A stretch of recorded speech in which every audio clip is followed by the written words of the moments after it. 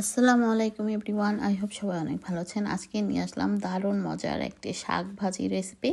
তো এই শাকটা কিন্তু আমি লাগাইনি, অটোমেটিকই হয়েছে আমাদের গার্ডেনে। তো এই শাকটা হয়তো অনেকেই চিনেন, অনেকেই চিনেন না। তো এই প্রথম আমাদের গার্ডেনে এতগুলো একসাথে শাক হয়েছে। আর এই শাকটার নাম হলো বথুয়া শাক। তবে আমার হাজব্যান্ড এই শাকটা দেখতেই পারে না, বলে কি আমি নাকি ঘাস ঘুষ খাই। তো আচ্ছা, যাই হোক, আপনারা কি বলেন, এটা কি ঘাস ঘুষ হলে মানায়? এটা তো সত্যি খুব একটা ভালো শাক, অনেকেই খায়। তো আমার এখানে যেহেতু হয়েছে, তো আমি কেন ফেলে দেবো, আমারও কষ্ট হয় এত সুন্দর শাকগুলো ফেলতে। তো আমি ভাবলাম যে, আর আমার শাশুড়িও বলেছে এটা না খেলে ওনাকে দিয়ে দিতে। তো আমি ভাবলাম যেহেতু দিলে রান্না করেই দিই, আমিও খেলাম আর আমার শাশুড়িকেও কিছু দিব।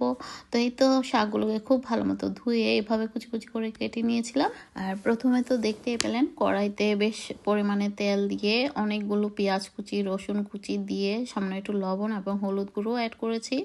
আর একটা শুকনো মরিচও আমি এখানে কেটে দিয়েছি। আর কাঁচামরিচ তো দিয়েছি অনেকগুলো, যাতে একটু ঝাল ঝাল হয়। তো শাকগুলো দিয়ে লবণ দিয়ে বেশ কিছুক্ষণ ঢেকে রেখেছিলাম। যখন একটু নরম হয়ে আসবে, তো এর থেকে কিন্তু পানি উঠে, তো পানিটা যতক্ষণ না শুকিয়ে যাবে ততক্ষণ এভাবে মেশ করে দিতে হবে। শাকটাকে একদম থেতো করে দিলে বেশি ভালো হয়। তো এই তো রান্না হয়ে গেল আমার সুস্বাদু বথুয়া শাক। তো আপনাদের কাছে কেমন লাগলো অবশ্যই কমেন্টস করবেন। আল্লাহ হাফেজ।